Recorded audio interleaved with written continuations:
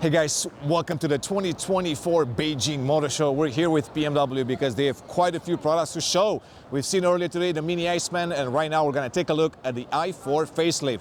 Right here we have a Dravit Grey iDrive 40, and we're going to talk in this video about some of the design changes inside and out. But let's start with the exterior design because immediately you will notice quite a few changes, and that starts with the kidney grille. You can see it's completely different than what you get before. Even though the overall shape is the same, the surrounds are all in black, and of course you have this divider right here. So it's a combination of the iX kidney grille and also the M4 right there. Of course, if you look at the i4 M50, you will only see that kidney grille with the horizontal slats, which brings you a little bit closer to the M3 and M4. So that's completely new on the car.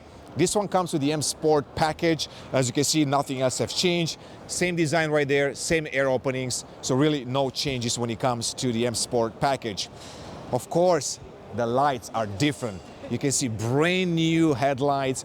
You have these two vertical lights right now that serve as a daytime running light. These are optional on the car, particularly for this model in Europe. So if you order this, you're also gonna get some really cool taillights in the back, which we'll talk about it in a second. There are no more laser lights offered on the i4. So these are the adaptive lights with these blue accents, something that we've seen on other BMW products too. So those are the changes at the front. There are a couple of new colors. Unfortunately, they're not here today. One is Cape York green. The other one is Vegas red, as known in the US, or fire red for the rest of the world. So those things are new. There are also a couple of new wheel choices.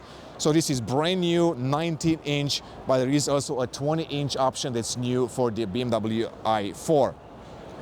You might be wondering, why is it getting another charging port right here? Well, it's a Chinese spec car, so essentially you have to have two charging ports, one here and one on the other side. We're gonna see it in a second. From the side, really nothing has changed. Of course, you got these M-style mirrors, part of the M Sport package. You can spec the calipers on the car in different colors, red, black, and blue, I believe. But then we go to the back because this is the coolest part of the car. We've seen it on the 4 Series Coupe convertible. We've seen it on the M4 as well. And right now it's on the 4 Series Grand Coupe and on the i4. M4 CSL inspired lights. I was told they're not identical. There is a very small variation between these laser lights and the ones on the M4 CSL. Of course, at a first glance, they kind of look the same, and you wouldn't be wrong if you call them M4 CSL taillights. They come, as I said, in a package with the adaptive lights. So if you spec the car in a base spec, you're gonna get the old school taillights in the back with the new headlights, but you're not gonna get a full package. Of course, it also varies from market to market, so there are too many markets to account for. If you look at the rear diffuser, that has changed quite a bit.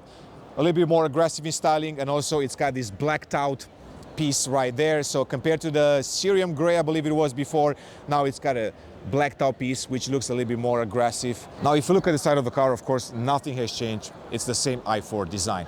Of course, we're gonna hop inside right now to show you some of the changes there. So let's go take a look. So let's start with the steering wheel. Brand new design, similar as the 4 Series Coupe and convertible with a flat bottom. We've seen it in other BMW products like the i5 or the 5 Series as well. Of course, it's different than the one in the i4 M50. That one gets the 12 o'clock marker right there. It also gets additional spokes right here, but the overall shape, it's quite identical. Also new in the car, it's the Crafted Clarity package, which essentially it's your crystals in the car. So you get one right here for the start and stop button.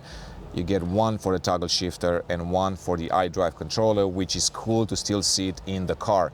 Speaking of the iDrive 8.5, OS 8.5, it's standard in the car right now. And of course, you might see also an addition right here. So this area has been redesigned a little bit. You have this interaction bar, or maybe a light bar or ambience light, whatever you want to call it. Right there you can change. I think there are 9 different colors, so you can go from a green to let's say a pink, or you can go back to, let's say, coral, which is quite cool. These have changed a little bit, so the toggles for the AC have changed, so you can change the direction of the airflow, you can close the vents, and you can do this the same way in a BMW X5. Other updates, you get additional trims. This is an open pore wood trim right there. The sensor tech on the dashboard, it's a little bit smoother than before, so when you touch it, you will feel the differences compared to the outgoing model. There are also a couple of trims available in the car. Of course, it also varies by market, so I'm not going to get into all these details. Speaking of markets, the US market does not get this very cool seat, and that's very unfortunate because I absolutely love it. So this is a recyclable piece right here. It's not Alcantara, it's something different, and it goes in a combination with this fabric right here. It just gives the car a very sporty, very cool look. You can see it's got the M colors right here, really nice side bolster support. The material feels great, and the best part, because it's using this material, it's actually 3.3 kilos lighter than their normal seats. Of course, the US market still gets a sensor tech option, a leather option. I believe there is one more option that's available for the US, so you can look that up in the configurator as well. One other new thing in the BMW i4, because it has a new head unit, you're able to get the augmented reality feature in the car. It's not active here, but essentially you've seen it in other BMW products like the 5 Series, the i5, the iX, the i7, and so on and so forth. And you can have it displayed right there behind the steering wheel, or you can have it portrait right there as well. So that's also new in the car from a digital perspective. So overall, these are the major changes in the BMW i4. Nothing has changed as far as the power output. You're getting the same charging capacity of 205 for all the models, but the iDrive 35, which goes down to 180 kilowatts. Of course, charging time from 10 to 80% is still about 30 minutes. As I mentioned, same performance, same range. In Europe, on the WLTP, I believe the iDrive 40 gets about 10 extra kilometers, and the E35, I believe, about 15 to 20 kilometers as well. So an increase of 1 to 2% overall for the entire lineup. No change on the i4 M50. Unfortunately, we don't have the i4 M50 here today, because I would have loved to show that car as well, because I absolutely love the front-end design. It looks very aggressive, very sporty, but hopefully we'll get to see it in the near future. So those are the interior changes in the car. Let's hop outside and give you a final thought on the new BMW i4 facelift. So you might be wondering, when can you buy the new i4 facelift? Production starts in July. Of course, it will come to a dealer near you in the near future. Pricing for the US, it's not available yet either, so we'll learn about that in the next few weeks. Next, we're going to take a look at the i4 M50. We want to get a chance to play with the car, so we'll tell you more about that as well. As always, thanks for watching, guys, and I will see you in the next one.